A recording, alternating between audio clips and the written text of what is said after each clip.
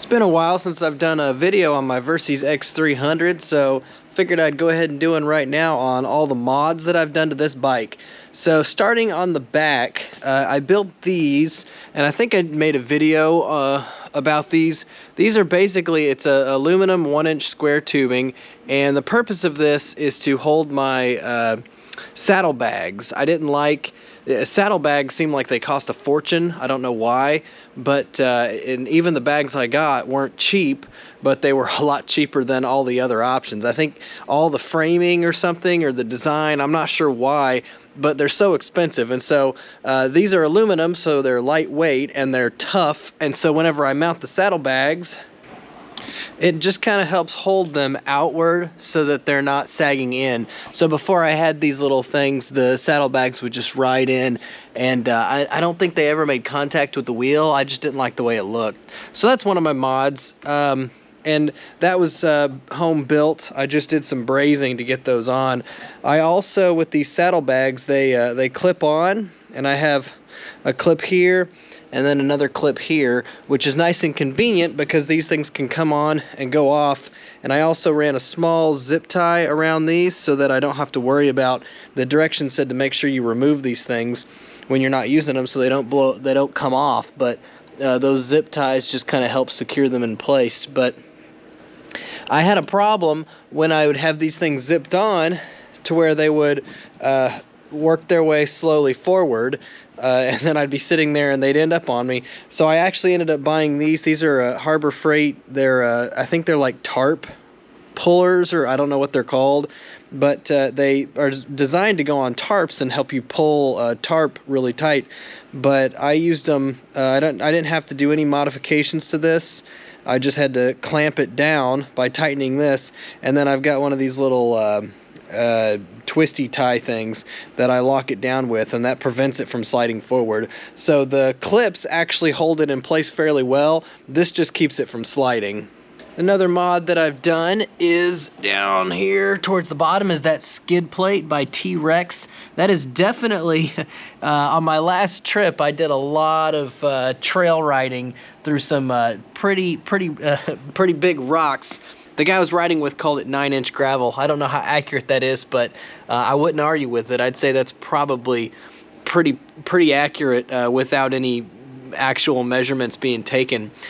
This thing by stock doesn't have a whole lot of ground clearance. So if you're planning on taking this thing off-road and you don't want your exhaust to get bashed in, get yourself a skid plate. This was from T-Rex. I really like it. Kind of along the same lines as that skid plate is the crash bars. I also took this thing, it got a nice serious dump. It's a first trip where I actually dropped this thing in the rocks, and the the crash bars actually still look great. You can't even tell I crashed it. It's just this big hunk of whatever heavy plastic. I'm not sure what this is, rubber maybe. But this is what took the brunt of it, and you almost can't even tell from a distance that it's been dropped. Then you come around the front, and also as a part of these crash bars, I installed this LED light strip that I bought on Amazon. I really like it. The stock headlights are definitely designed for on-road use, and even at that, I would say they're sufficient. They're definitely not winning any awards. They're very dark. I wouldn't want to drive this thing a lot at night. If I did, I would get a better headlight, but you know, it does okay, I guess. It's like I said, it's sufficient. This thing I have pointed down, and it's designed. I mean, I've got it on here to be my fog lights, and that thing is really what I use when I take this thing off road. It's way better. I have a button up here on the front that turns that on and off, and it turns blue when it's on, so I know that it's on. Kind of nice. I bought this thing, I think it was on Amazon. So there you go. There's with that light bar on. It definitely puts out some light. So moving back down, I've also done these foot pegs. These are just some cheap, I think, Amazon foot pegs. I like these so much better than the stock ones. I stand a lot when I ride. This gives me a nice flat surface. Actually, they're wider than my dirt bike KLX foot pegs, so I really like them. They've got just enough grip. They're good all-purpose foot pegs. So definitely like those foot pegs. Now let me come back around to this side. And my kickstand. So I got a kickstand enhancement. Watch my video on that. This is not really anything fancy, but it just gives you a little bit bigger footprint. Again, if you're riding this thing off-road a lot like I do, you're gonna want that, or else as soon as you set it down on this kickstand, it just sinks into the ground and then falls, especially if you ride anywhere where it's wet. I also got this Centerstand. I like it just because I don't have to deal with putting this thing on a jack whenever I need to. Like I just recently lubed the chain. All I do is throw it on its center stand, put it in first gear, let it idle, and I spray that chain as it spins around. Really easy. Really like it. It also is helpful when you're changing the oil. Let's come back up here to the top. I got these Barkbuster. The Barkbusters are nice because I did this on my KLX and it took me forever to get some handguards put on that KLX. This bike, Barkbuster, has these built and already made for this bike with the right curves and everything, so it just fits on nice. And if you can see, it clears the dash, it clears the windscreen, and you're good. So Barkbuster makes a bunch of different types of guards. I got the Storms as a recommendation from a viewer because it does help keep the air off of your hands when you're riding. So they have some that are like mittens that kind of go way up and you kind of put your hand down into it. I didn't need to go that hardcore. This is Texas after all. It doesn't get that cold. I really like these things. They definitely keep me warm while riding around in the cold weather, and they also protect my hands from the leaves and all of that good stuff. So, windscreen. I did put an aftermarket windscreen on this, and funny story, my last camping trip I let my uncle ride this thing and he laid it down and he busted the windscreen. So I've ordered a replacement windscreen. Poog, I didn't like it at first because whenever I would ride, it had all kind of glare when I ride in the day from all this up here. I could just see everything reflecting and it was really distracting. What I ended up doing to fix that was I used Plastidip, and I took the tank off the bike, I Plastidiped the whole front half of the tank, I Plastidiped the ring, I think this was chrome before, ring around the fuel fill up, and then I also Plastidiped the bolts here. I barely can still see a little bit of my light there, but it's not enough to bother me. Again, that Poog windscreen, I put the factory one back on because I did ride this thing a little bit while I'm waiting for that replacement to get in. Just ordered another windscreen that was about half the price of the Poog that I want to try out, and be watching for that video when it comes out. So one of my technology upgrades was this Garmin GPS. It's a Garmin Zumo. And I really like Garmin products. It seems like they support their stuff for life. I have some GPSs that are like 10 years old and it still gets updates to this day. So this is a Garmin Zumo. It's nice off-road. It's got maps. It says it has off-road maps. They seem to be, you know, not the greatest, I guess. On this last place that I went to, it didn't have any of the maps for that place, but I also just got back from Lake Murray, and I took my Versys and I did some roads around the lake, and I forgot my GPS. I left it here, and I could tell. I mean, I've become dependent on this thing. It's nice. It's bright screen. I really like it. Now, speaking of GPSs, I also installed a GPS tracker right down here. So hopefully the person that steals this bike from me someday isn't watching this video. I basically just, I taped the whole thing because it had flashing lights on it. You can't see the flashing lights. And then I zip tied it down here to the frame so it's nice and hidden and it's out of the way.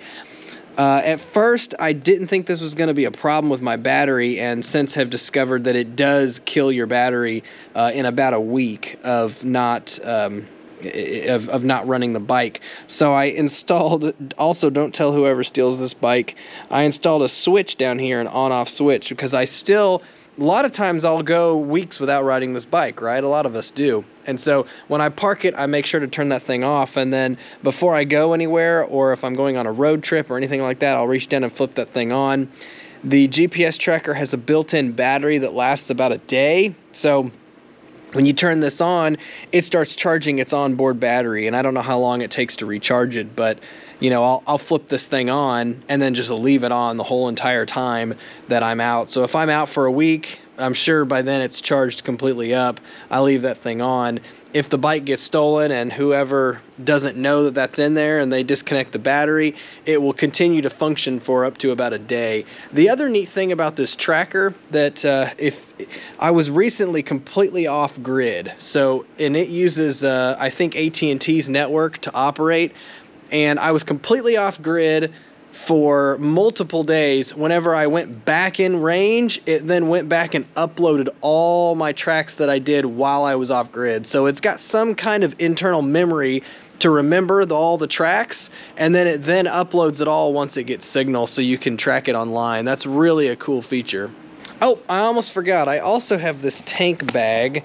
I really like it. It's magnetic.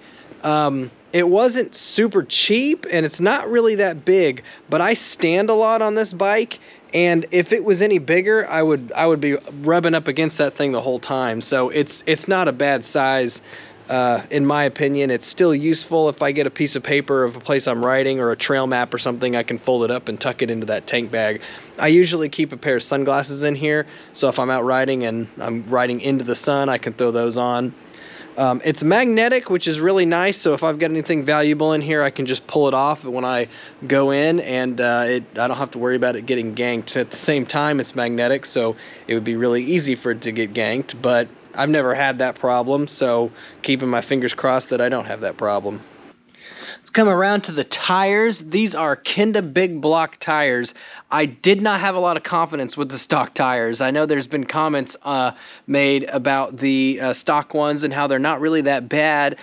You know, you guys watch some of my trail riding videos. You'll see the kind of trails that I do. These things are awesome on gravel, on forest roads, anything like that. They're not knobbies, but they're about probably the closest you can get on an adventure bike to knobbies. I've had these things on for probably 2,000 miles, and if you look, I mean, they're kind of starting to wear. Maybe I could replace them. I wish I had measured the tread depth whenever they were brand new, but everyone online was saying the reviews on these tires is that they only lasted about 2,000 miles, and I definitely do more street than off-road, but I do a lot of off-road. So I am pretty happy with how long they lasted, especially for the price. I think it's about 80 bucks for a rear tire. The front tire is also a Kenda big block, but it almost doesn't even look like it's hardly been used. So I can definitely replace the rear tire probably once or twice even before needing to replace the front. So there you have it. Those are the mods I've made so far to my Versys X after, I don't know, about a year and a half probably of ownership.